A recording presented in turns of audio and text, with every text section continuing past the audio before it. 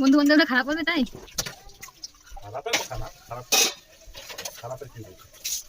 সকাল থেকে আর রাত থেকে শরীরটা খারাপ একটু, আর ভোর 4টে হতেই আরো খারাপ হচ্ছে। এখন মোটামুটি একটু ঠিক আছে, শুধু ওই একদম কমজোর ফিল হচ্ছে, মনে হচ্ছে গায়ে কোনো তাকাত নেই। তো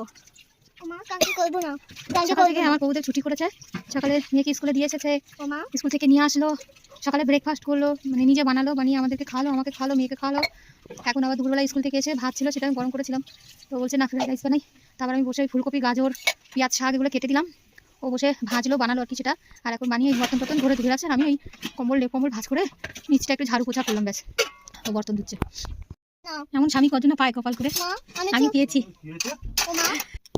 এত সুন্দর বানিয়েছে আমার পতিতে, পুরো কালারফুল, গাজর, ফুলকপি, পেঁয়াজ, শাক পানি এনে আবার খাইয়েও দিচ্ছে।